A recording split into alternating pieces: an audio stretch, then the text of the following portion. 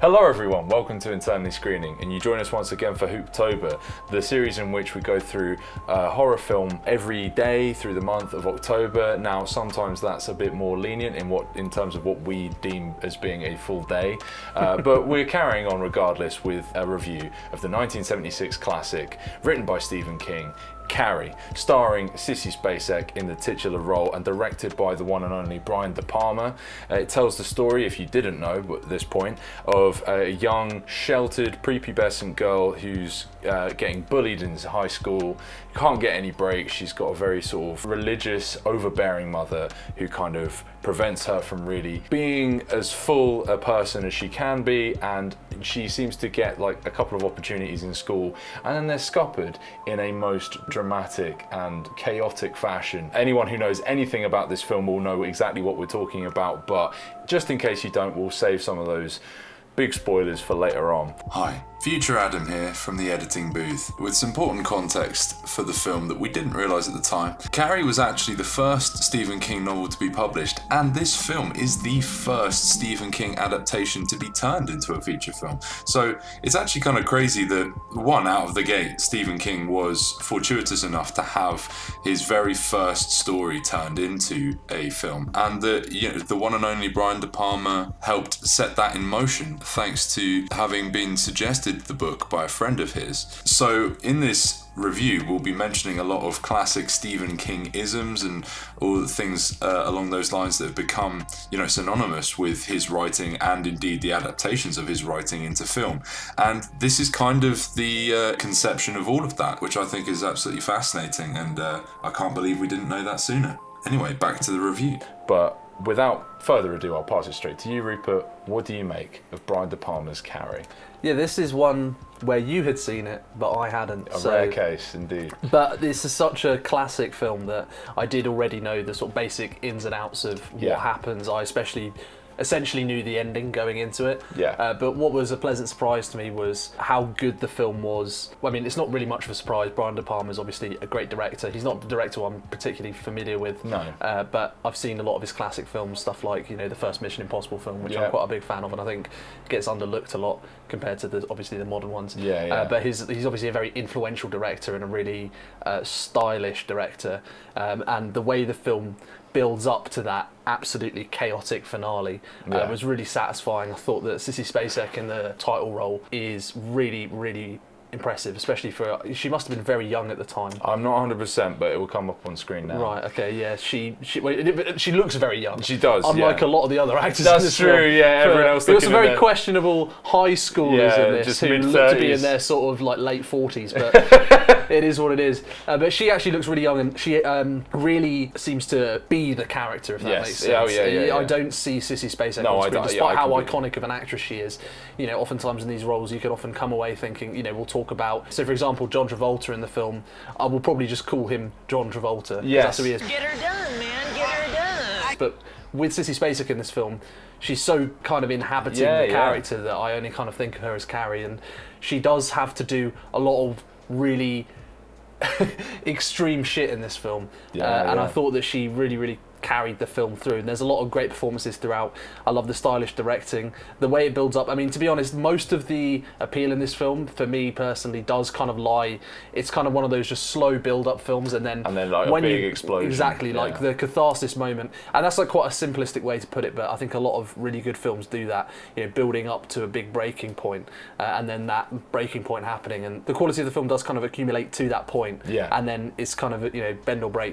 Is it going to be satisfying? Is it going to be exciting? Is it going to be, emotionally cathartic? And I think the film really does deliver on that. Yeah, when it rests upon one basically singular moment, which the whole film is revolving around, if that moment doesn't land. Because Brian De Palma is really famous as a suspense filmmaker, more so than a horror filmmaker. Yes. If you look at stuff like Blow Up or The Untouchables, it all kind of works on a suspense thing. Or like, for example, Mission Impossible, you think about that film, and there's like loads of great suspense sequences, like where he's going down through all the lasers and stuff like that. Like, And the way that scene builds in the end with like excruciating slow motion, I love that. And all the edits, and it all essentially kind of goes around the geography of this one wire thing that's going all the way around and under the stage, and people realizing it's like excruciating, and it's really brilliant thriller, tension, suspense filmmaking. But I also like, we talked sometimes about films where characters are in one film and they don't realise that they're actually about to enter into another one. This film feels like a very archetypal of that, in that it's essentially like a John Hughes film.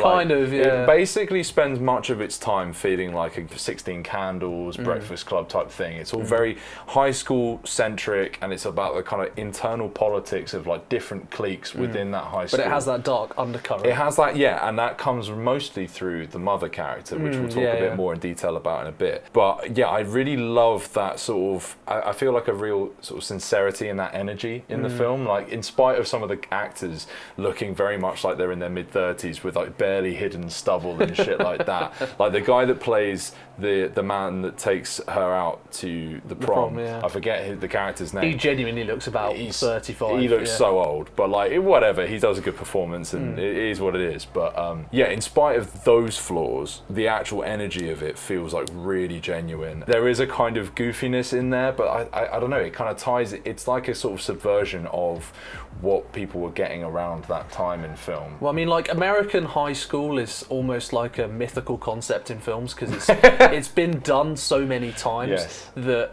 I find it difficult to believe that it's like a real thing in real life. I know. That, American high, you think of so many classic films, like you said, John Hughes, but like even to this day, every Netflix show, 13 Reasons Why, or Mean Girls, or all these things. The American high school is almost like a classic traditional myth at this point. And this is kind of embraces that, but it's one of the films that is aiming to sort of deconstruct it. Much like John Hughes does as well, to be fair, but it's obviously trying to deconstruct it on a much, much darker level, which is also, like, I guess a lot of that side of things obviously comes from Stephen King and not just Brian De Palma. Yeah, for sure, I mean, I wonder, I can only imagine that Stephen King was probably bullied in high school, because there's a level a level of specificity and kind of detail here that feels kind of personal to him. Yes. And there's almost like an idea of it perhaps being a kind of revenge fantasy. Obviously, I'm ascribing a lot of projecting a lot onto him that perhaps isn't there, but it's kind of an interesting thing to dig down into, because it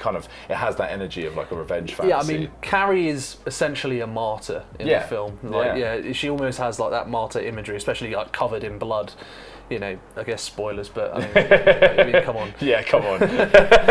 But yeah, she is kind of martyred by the film, and she's so almost caricaturishly innocent and sweet and lovely. It reminded me of quite a more modern film called Saint Maud, which kind of goes more explicitly in that direction, but there does kind of feel like a slight, and this is obviously a classic Stephen King thing, like a slightly Christian mythological thing going on in terms of like symbolism. Well, going on to that, I think it's good to talk about the mother character, who is perhaps one of the most singularly hateable figures. Yeah, her and the high school girl who has like the vendetta out for her. Yeah, because I mean, incredibly hateable. Yeah, because the high school girl stuff is like really goofy, but I kind of like the way that the characters around her, they're not so singularly manipulated by her. They are initially, and then once the gym teacher takes it out on them, they turn on her. And I quite like that dynamic. It's not so black and white. There's levels of grey between them. But the mother is just like one of the most horrible characters ever put on screen, if you ask me. Yeah, she's terrible. She is like so brilliantly hideous, and the performance is astonishing because it feels, again, lived in a way that isn't so caricaturish that it goes into a kind of level of which it's completely unbelievable, but it dances, I think, a very fine line between someone who could never exist because they're just too evil and someone who is frighteningly possible to exist. Yeah. So she feels almost more symbolic in a way to me. Yeah. Like a kind of... Carrie's kind of under like a load of different influences within the film, like basically it's the struggle between her, overbearing mother and her natural inclination to want to fit in at school. Yes. And how she's sort of had a stunted growth.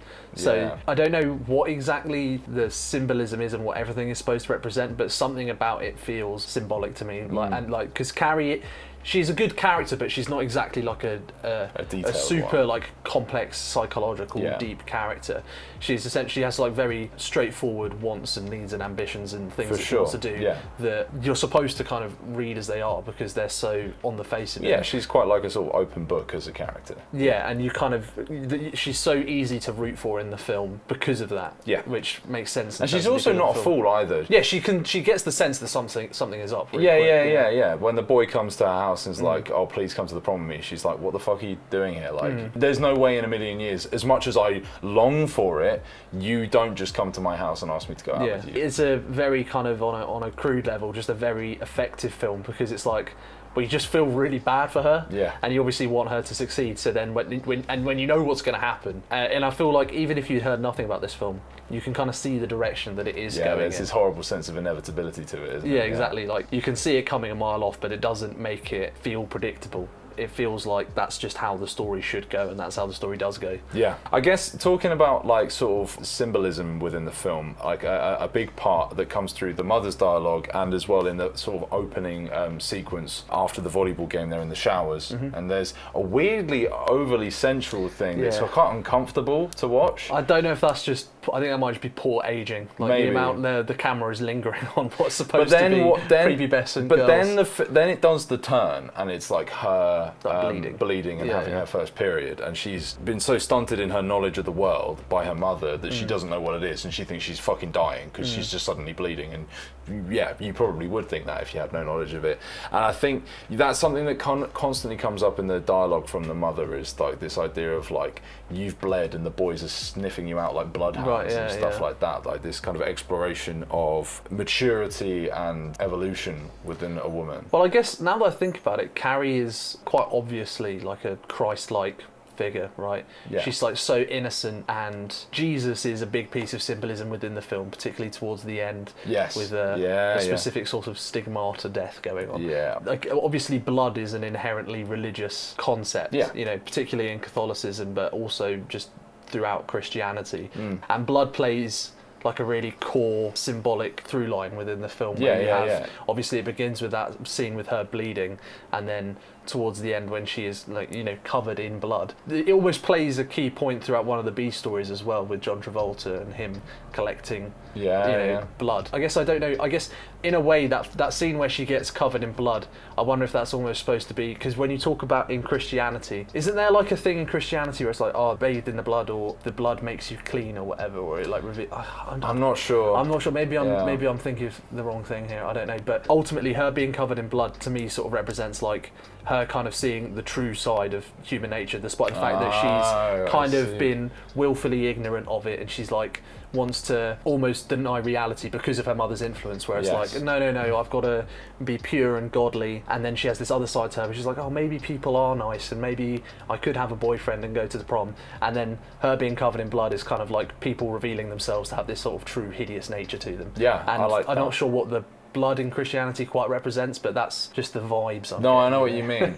Yeah, I guess if you kind of dig down into it, because the ending, big spoilers for this if you haven't seen it, because this is a less well-known part of the film, so if you're only aware of this film in a cursory fashion, this part you might not be as familiar with. But basically at the very end, when Carrie comes home and is greeted by her mother tries to kill her, and then in response Carrie uses her telekinetic powers to shove a bunch of random kitchen utensils into her, and she dies pinned up between two poles in a way that's very reminiscent of this like Christ doll they have, which is an interesting doll actually, because it's not it's slightly different. It's not a common kind of thing, and obviously it has like weird glowing eyes, which is all super spooky anyway. But it looks goofy. There's some curious religious imagery there, because I was trying to kind of decode it while I was watching it, because I feel like Stephen King is a writer. I don't think he's particularly religious, man, is he?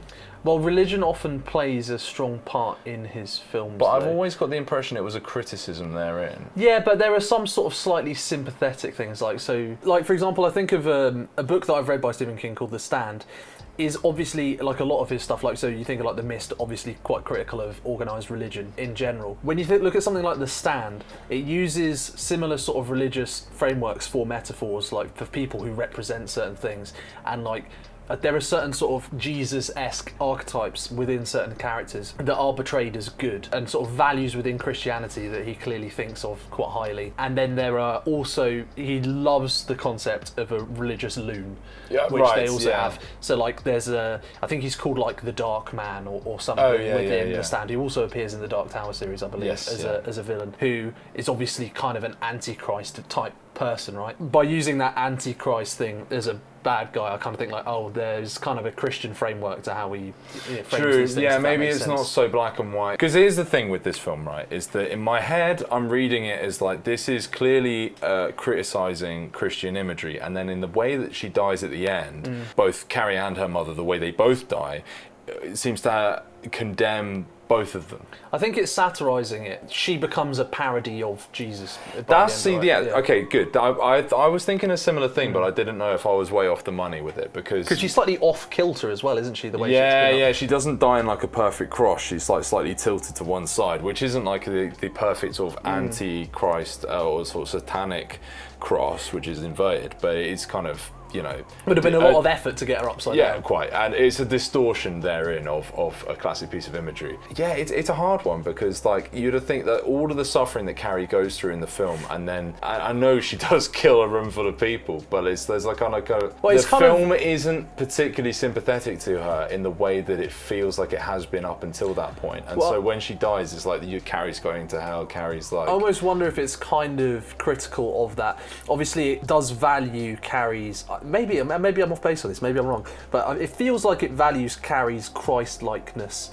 to some extent, but maybe the turning point of the film is where she finally kind of eschews that, and she does strike back at people, which isn't quite portrayed as a good thing, but it is almost like her first moment of real agency, where she like really does stand up for herself without the influence of anyone else. She's like, no, fuck it, you're all gonna die, and you know, even basically ends up killing people who are ostensibly, you know, allies to her within the film, like the teacher and the guy who is sort of sympathy dating her, even though he's kind of manipulating her. He is kind of doing a nice thing. There is an assumption early on that the girl that asks her boyfriend to take Carrie out is somehow in league with the main arsehole girl, but they're not. She's genuinely trying to do someone a favour after kind of having her mind changed by the teacher, and they're unfairly tarnished with the same brush by Carrie. Yeah, and I did find that element of the film a little bit sort of strange and abrupt, because you kind of have these character through lines that when that scene does come around, they're just kind of like, oh, are they dead? Like, for example, the teacher just gets like fucking crushed. Yeah. And it's like, that's just that. And that's just that, which I did find kind of weirdly abrupt. Like, I'm not saying like, oh, you can't kill those characters because they're good, but it felt like almost weird. Like, the film barely lingered on it. I actually quite like that. I can see why, but it just felt so brushed aside. Yeah. And it felt like the beeline that those characters were in didn't just reach like a brutal conclusion, reached like a kind of just abrupt conclusion where it's like, I'm not sure what the story benefits of this. A step away from being killed off screen. Yeah, almost. Yeah, because I almost like I had to like check like, oh, did this person die? Did this person die? And then it just felt kind of strange to me. The best example of that is the weird bit post that scene, where we have the hilariously sped up car crash with John Travolta and his that does feel very strange. I wonder if that is more an adjustment from the book. I don't know if it just worked better in the book or something, but when that scene happens, it is almost accidentally comedic. Oh yeah, it's completely goofy. Which is strange. Because they do like the sped up footage, and they like the weird like whip cut to her face. The car like just fucking explodes. And it just goes, and then just everything is like an Austin Powers parody. It feels a bit Benny Hill, you know, a bit like, it's all goofy. But I mean, I guess coming back to it, we haven't really gone into it yet, but that final scene with the chaos is just absolutely amazing. Yeah. Like I was talking about the sort of tension filmmaking leading up to it, where you're seeing the rope getting tugged, you have this great editing of all these different camera angles, and it feels like it goes on. It does. It goes on for ages. Forever. And then, you know, she goes absolutely mental. And you know, she closes all the doors with her like mind. Stuff starts catching fire. I can't remember, why does stuff catch fire? She goes at people with the hose at first, and then I think sparks. Oh, that's right.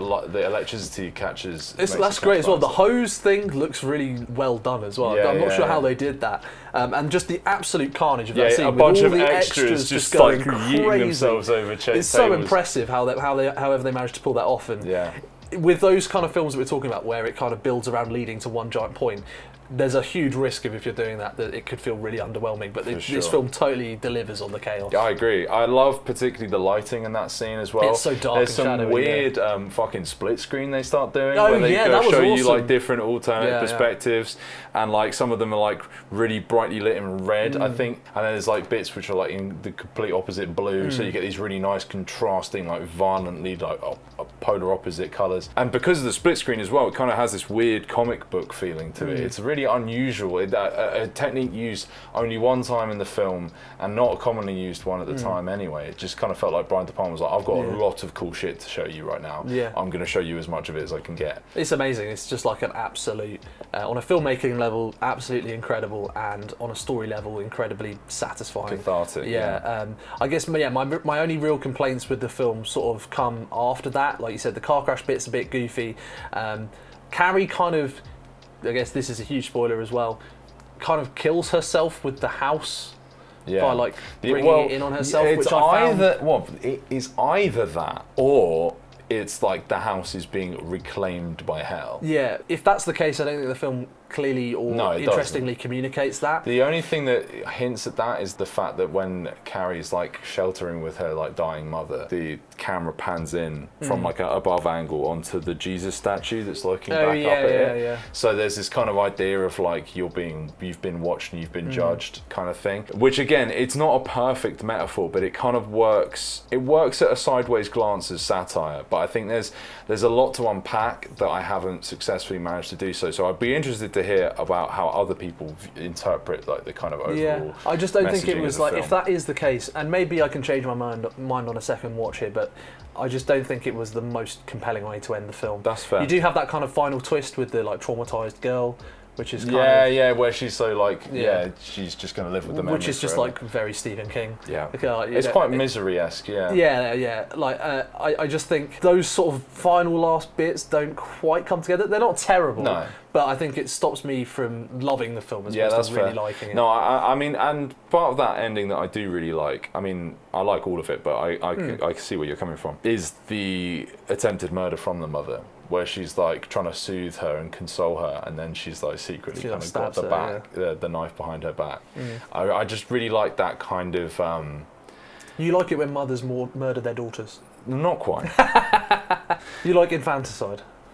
Again, you're twisting my words here. But I just thought it was another cruel, literal stab in the back from a character that... It is an incredibly bleak film. Yeah, it is, and Carrie thinks she's she's getting like some kind of solace in this like awful moment for her, and instead her mother tries to kill her. I just think that's an absolute gut punch. Do you know what I mean? Like, yeah. On an emotional level, I do think that final part, the core elements of it work. It's not like a terrible ending. Yeah. It's just that there is like certain details that I don't think quite come together. Yeah. That's absolutely fair. Well, with all that said, how would you rate Carrie? I'd give it a 7 out of 10. Tidy. It's just a really, really good film. You can see why it's a classic. Must have been quite edgy for the time. Yeah. I really like a lot of the story elements, a lot of the themes going on. I'm generally quite a big fan of Stephen King and Stephen King adaptations, so For sure. I can understand why this one is seen as like an absolute must-see within the sort of Stephen King canon. Yeah. And I'm glad I finally got to see it. Yeah. It was one of the big ones that I hadn't.